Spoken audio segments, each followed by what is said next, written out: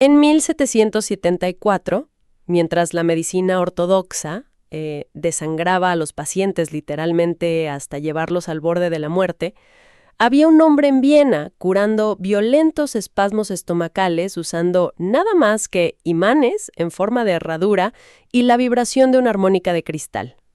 Sí, Franz Anton Mesmer, que hoy en día suena a charlatanería total. O al menos a una locura histórica, ¿verdad?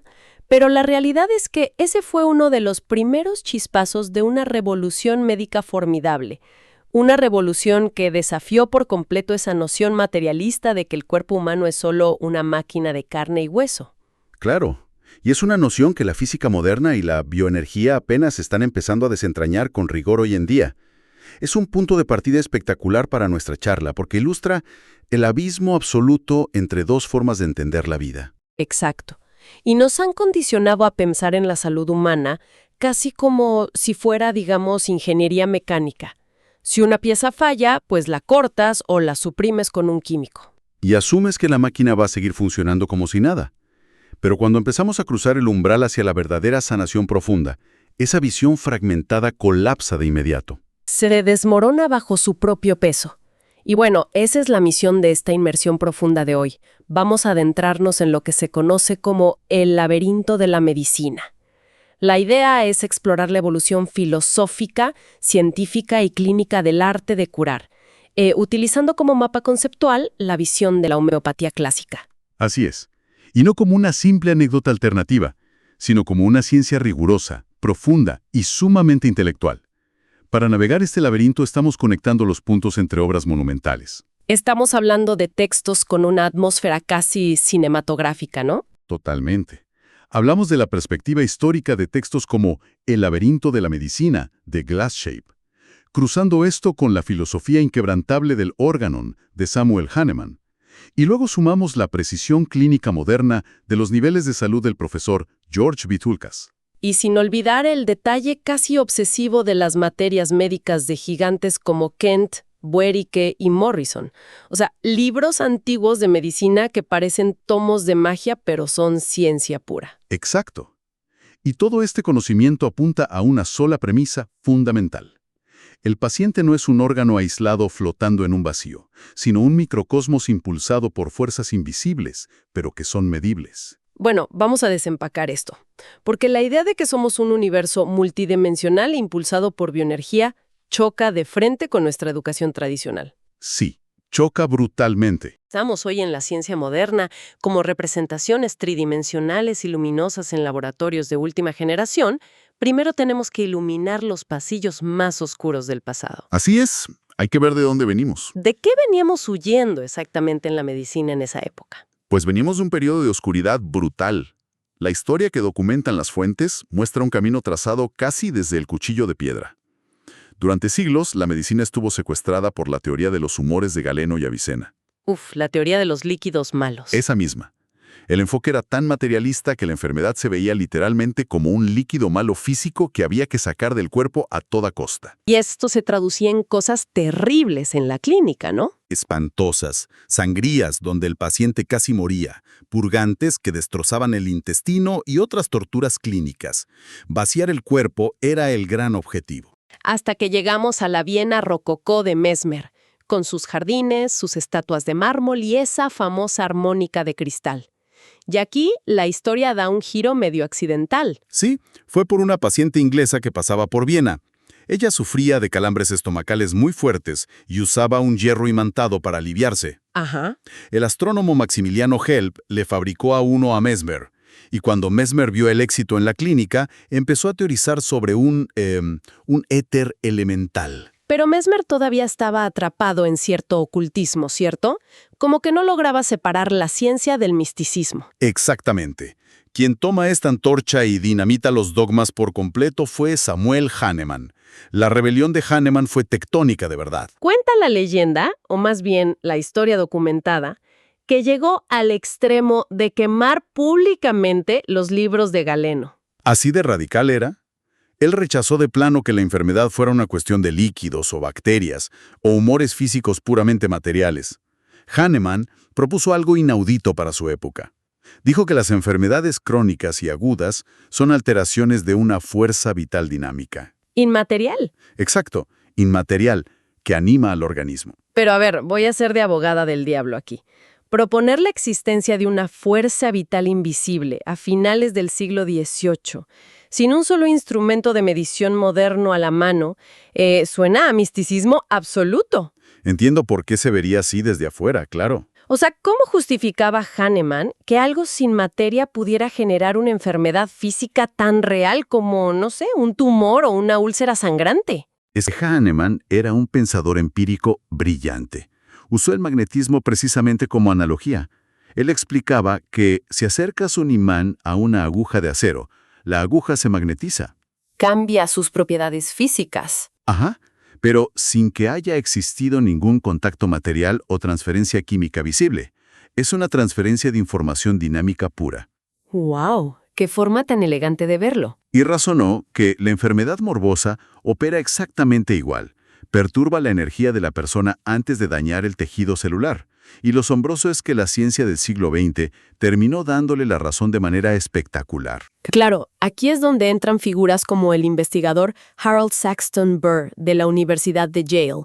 Las fuentes mencionan mucho sus estudios sobre los campos electrodinámicos. Sí, Burr es clave aquí. Él demostró, usando voltímetros hipersensibles, que todos los seres vivos están moldeados y controlados por campos electromagnéticos. O sea que hay un mapa energético previo a la materia física. Totalmente. Y eso se comprobó visualmente más tarde con las famosas fotografías de Kirlian. ¿Ah, sí? Eso me voló la cabeza en el texto. En los registros médicos documentados, las fotografías de las yemas de los dedos de pacientes psiquiátricos, personas con esquizofrenia profunda o alcoholismo severo, mostraban emanaciones de energía caóticas, fragmentadas, oscuras. Sin luz. Sin luz, exacto. Pero tras un tratamiento profundo que restauraba el equilibrio interno, esos mismos campos recobraban un patrón de energía luminoso, ordenado y radiante, como un halo de energía vital sanado. Si me permites llevar esto a una analogía más tecnológica y cotidiana para quienes nos escuchan, imaginemos que el cuerpo físico humano, con sus células y órganos, es el hardware de una computadora. Me gusta por dónde vas. Esa fuerza vital de la que habla Hahnemann o el campo electrodinámico de Burr es el sistema operativo, el software. Claro. La verdadera enfermedad no comienza cuando el hardware se quiebra por un golpe físico. Empieza cuando un virus informático altera silenciosamente el código del sistema operativo. Así es. Las pantallas empiezan a fallar, salen errores visuales, pero el problema no es la pantalla de cristal líquido, es la información subyacente que está corrupta. Esa analogía da justo en el clavo y nos lleva directamente al siguiente gran concepto de las fuentes. Si esta energía, digamos, sistema operativo cuántico, rige todo el organismo, está claro que posee una inteligencia inmensa. Actúa a lo loco. Para nada. Cuando es atacado por ese virus informático, no colapsa al azar. Sigue una estrategia de defensa matemática, una jerarquía estricta. Y aquí es donde el trabajo del profesor George Vitholcas sobre los niveles de salud cambia las reglas del juego por completo. Bueno, vamos a desglosar esa jerarquía, porque entender esto altera por completo lo que uno cree que es estar sano. Vitulcas postula que el ser humano se divide en 3 niveles interconectados. Ajá, ¿como una pirámide de importancia? Exacto. En la cima absoluta está el nivel mental, que es el centro del entendimiento, la lógica y la conexión con la verdad. Debajo de eso está el nivel emocional, asociado a los afectos, las pasiones y la capacidad de amar libremente. Y en la base, sirviendo a los otros 2, está el nivel físico. Incluso dentro de ese estrato físico, hay una subdivisión innegociable. El cerebro y el corazón coronan la pirámide física. Son vitales. Los pulmones y el hígado están en el medio. ¿Y en la periferia? La piel, las mucosas y los músculos están en el escalón más bajo. La regla de oro del mecanismo de defensa bioenergético es simple. Sacrificar siempre lo menos vital para proteger el núcleo. Aquí es donde se pone realmente interesante la conversación. Visualicemos el cuerpo humano como un inmenso castillo medieval fortificado bajo el asedio constante de un ejército invasor. Una gran imagen. El sistema inmunológico y la fuerza vital actúan como las tropas de defensa del castillo. La piel y las articulaciones son, digamos, los campos de cultivo exteriores y las gruesas murallas de piedra, y el cerebro y la mente son el torreón central, la sala del trono donde reside el rey. Me parece una metáfora visual poderosísima, porque si lo piensas, en una guerra real, si el ejército defensor se ve superado y la presión de los invasores aumenta, ¿qué hacen? Pues queman sus propios campos y dejan que las murallas exteriores se agrieten y reciban los cañonazos. Sacrifican la periferia con tal de que el enemigo jamás pise la torre central. Es una estrategia de pura supervivencia. Y el cuerpo hace exactamente lo mismo. Empuja la enfermedad hacia la piel. Por eso, ante una crisis interna, un niño desarrolla un eczema cutáneo severo, por ejemplo. Es la muralla absorbiendo el golpe. Pero observemos lo que ocurre en la práctica médica estándar, y creo que esto es crucial para nuestra audiencia. Ese paciente con eczema crónico va al consultorio. Le recetan una pomada fuerte de cortisona para suprimir la inflamación. Sí, la clásica crema supersora. A los pocos días, la piel está inmaculada. El médico dice, bueno, caso resuelto, paciente curado. Lo fascinante aquí es que no curaron nada. Lo que hicieron fue reparar la muralla exterior con cemento a la fuerza, ignorando que el ejército invasor ya estaba ahí. Básicamente, le cerraron la puerta de salida a la enfermedad. Y empujaron al enemigo hacia dentro del castillo. Con consecuencias trágicas, la verdad. Al impedir que la fuerza vital se exprese en la periferia, la enfermedad migra por obligación hacia órganos más nobles. 6 meses después, ese mismo paciente desarrolla un asma severa en los pulmones. Y luego suprimen el asma con broncodilatadores a largo plazo. Exacto. Y años después, el paciente comienza a sufrir de ataques de ansiedad paralizantes, fobias o una pérdida dramática de la memoria. La batalla llegó hasta el salón del trono del rey. O sea, el nivel mental y emocional fue comprometido por completo. Así es, la medicina fragmentada ve 3 enfermedades distintas. Un dermatólogo cura la piel, un neumólogo trata el asma y un psiquiatra medica la ansiedad. Como si no tuvieran relación. Claro, pero la homeopatía clásica entiende que es una sola línea de progresión patológica. La entropía del sistema aumentó. Llamar curación a la desaparición superficial de un síntoma, ignorando que la vitalidad global y la paz mental del paciente se están desmoronando, es uno de los mayores errores conceptuales modernos. Entendiendo este nivel de complejidad, sabiendo que el enemigo ataca la información base y migra a través de esta fortaleza humana, nos enfrentamos a la pregunta central de la terapéutica. ¿Cuál es el arma del verdadero sanador? Exacto. Si la enfermedad es inmaterial en su origen, un virus de software, como dijimos, entonces el arma no puede ser un bloque químico crudo y material. ¿Cuál es el contrapeso a esto? Tiene que ser pura información vibratoria, y ese es el corazón del remedio homeopático potenciado. Es aquí donde Hahnemann hace su descubrimiento empírico más revolucionario, y francamente, el que más cuesta asimilar desde el paradigma puramente químico.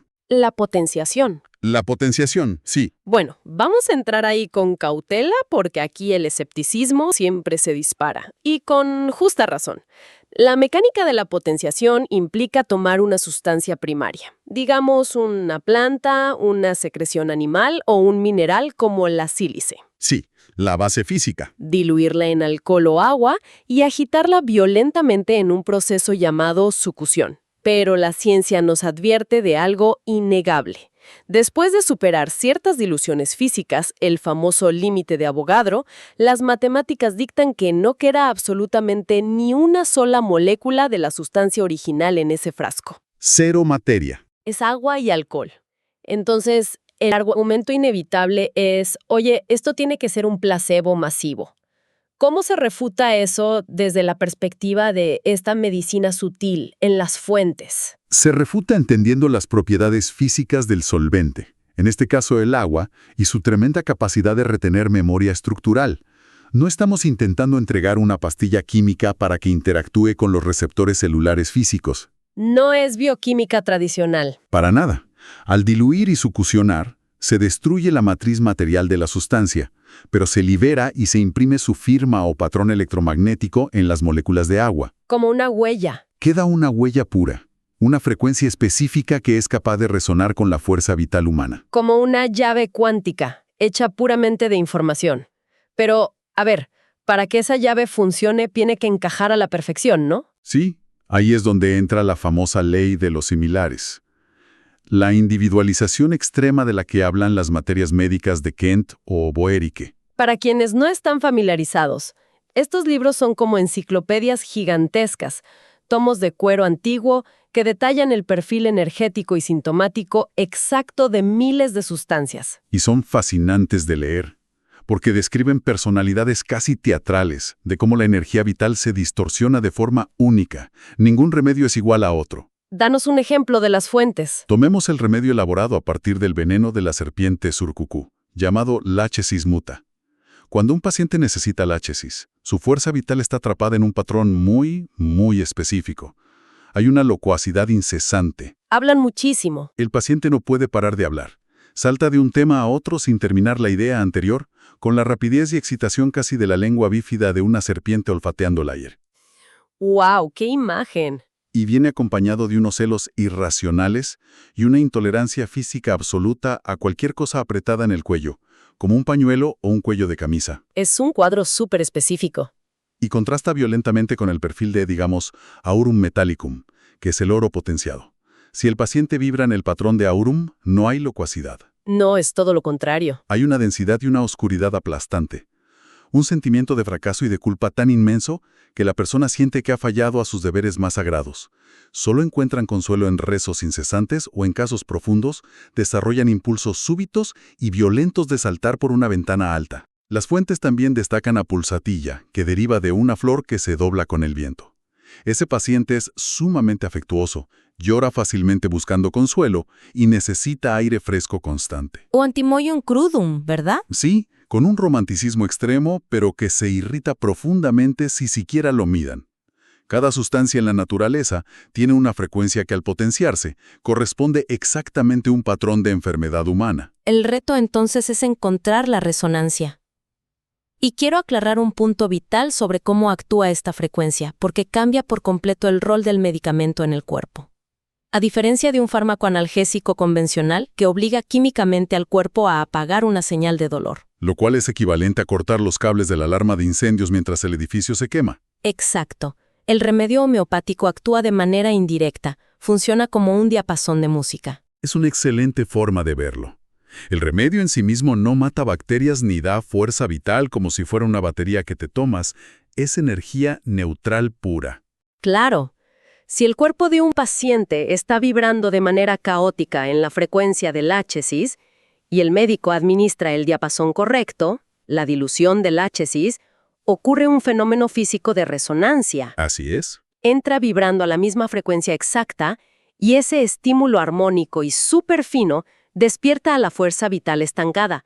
Le hace un espejo electromagnético. Me recuerda su estado original. Y es el propio mecanismo de defensa del cuerpo, al darse cuenta del desequilibrio, el que se sacude y comienza el proceso real de curación. Es autosanación estimulada por información correcta. Pero, si el remedio es un diapasón, el clínico que sostiene ese diapasón tiene que ser un maestro absoluto del arte de escuchar e interpretar. Y este es otro gran abismo frente a la consulta médica moderna. Sí, la consulta de 5 minutos. Exacto. Una evaluación alopática promedio dura 5 a 10 minutos, se mira un análisis de sangre, se nombra la patología en latín y se imprime una receta estandarizada. La entrevista homeopática clásica, en cambio, es una labor de deconstrucción humana casi arquitectónica. El clínico no solo pregunta dónde duele, quiere saber cómo afectan las tormentas eléctricas a sus articulaciones, si anhela comer sal o azúcar, a qué le teme profundamente cuando está solo en la oscuridad, cómo suda, cómo sueña. Y por supuesto, necesita indagar en los miasmas subyacentes. Espera, detengamos la marcha ahí un segundo para que nadie se nos pierda. En la literatura homeopática clásica, la palabra miasma aparece en todas partes. Entiendo que es un término acuñado por Hahnemann, pero ¿cómo traducimos eso al entendimiento clínico moderno? ¿Estamos hablando de algo místico o de predisposición genética? Es un concepto clave que hoy entendemos mejor a través de la lente de la epigenética. Hahnemann descubrió empíricamente que, a veces, incluso prescribiendo el remedio aparentemente perfecto, los pacientes mejoraban pero luego recaían. Como si hubiera una barrera invisible. Como si hubiera un obstáculo profundo y crónico en su energía. Él identificó estos bloques energéticos heredados y los llamó miasmas, como la psora, la psicosis o la sífilis miasmática. Hoy diríamos que es la carga genética y el terreno biológico tóxico heredado de nuestros antepasados. La herencia celular, digamos. Si no limpias ese terreno miasmático con remedios muy profundos, la enfermedad superficial seguirá brotando una y otra vez. Es la tierra fértil donde crece la patología. Pero, a ver, al buscar toda esta información, traumas, gustos, temperatura, miasmas, Vitulcasas hace una advertencia muy severa a los estudiantes en sus escritos. Existe un peligro real de ahogarse en la información, ¿no es así? Absolutamente. El error clásico del homeópata inexperto es mantener al paciente hablando durante 4 o 5 horas seguidas. Demasiado ruido. Anotan cientos y cientos de síntomas menores en un océano de datos irrelevantes hasta que la imagen del caso se vuelve un caos indescifrable. El clínico magistral, por el contrario, actúa como un francotirador. Entra buscando los keynotes o síntomas clave. Así es. No le importa tanto que al paciente le duela la cabeza porque, seamos honestos, a todo mundo le duele la cabeza alguna vez. Le importa si el dolor mejora específicamente al presionar fuertemente la sien derecha contra una superficie fría. Ese nivel de especificidad. Busca lo raro, lo peculiar y lo intensamente individual que separa a ese ser humano del resto del planeta. Porque es ese síntoma peculiar el que revela la frecuencia exacta del desequilibrio energético. Ahora, supongamos que el médico es magistral, encuentra el síntoma raro, selecciona el diapasón correcto y lo administra. Ajá. ¿Cómo se sabe de manera objetiva y científica que el paciente realmente se está curando y no solo experimentando otra supresión trágica como la que discutimos con el eczema y el asma? Entonces, ¿qué significa todo esto en la práctica? Para eso existe la brújula definitiva de la clínica dinámica, la ley de Hering. Un pilar absoluto. Konstantin Hering, otro personaje histórico fascinante, postuló que la curación verdadera obedece a un orden direccional muy estricto. Y si pensamos en la economía de la energía y en nuestra analogía del castillo, tiene toda la lógica del mundo. La ley dicta que la curación debe ocurrir de arriba hacia abajo y de adentro hacia afuera. Si conectamos esto con el panorama general, de adentro hacia afuera significa, es decir, desde los centros vitales como la mente, el corazón o los pulmones, hacia la periferia como las extremidades y finalmente la piel. Sacando al enemigo. Además, afirma que los síntomas deben desaparecer en el orden cronológico inverso a su aparición histórica. Lo último que apareció es lo primero en curarse, y viejos síntomas suprimidos pueden reaparecer temporalmente. Literalmente es la enfermedad saliendo por la puerta por la que entró.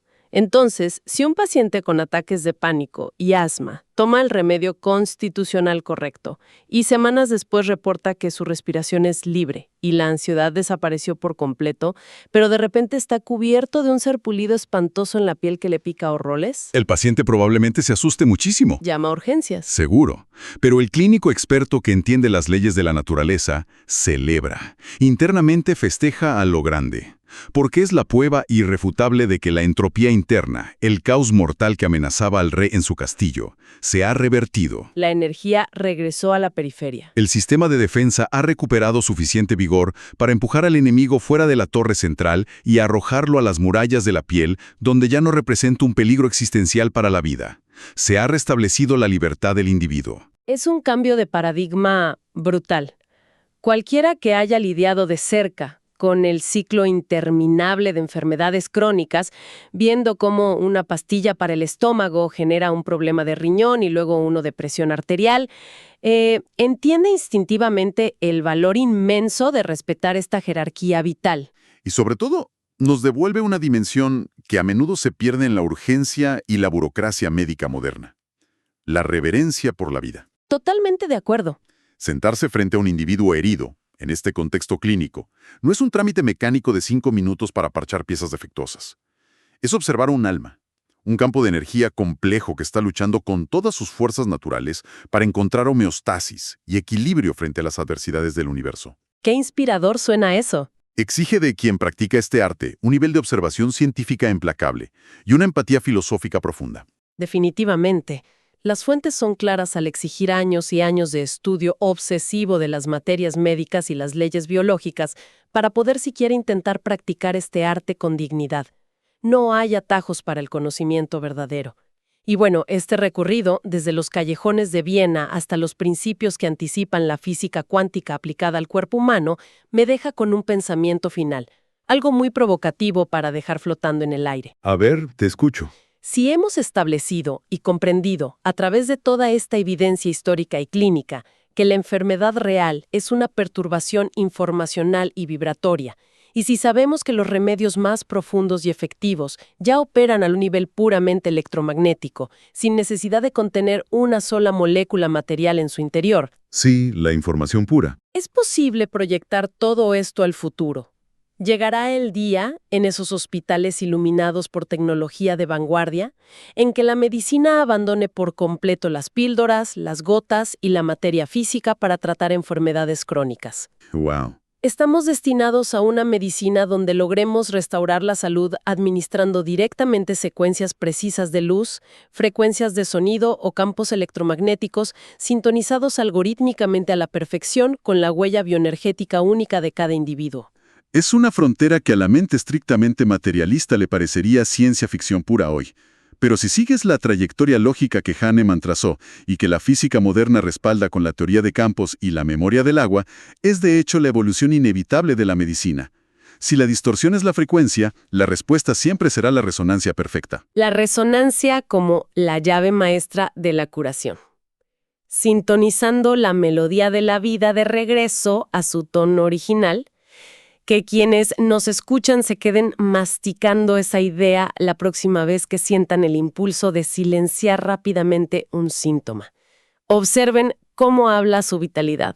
Gracias por sumergirse con nosotros en este laberinto. Sigan cuestionando, sigan aprendiendo. Hasta la próxima inmersión profunda.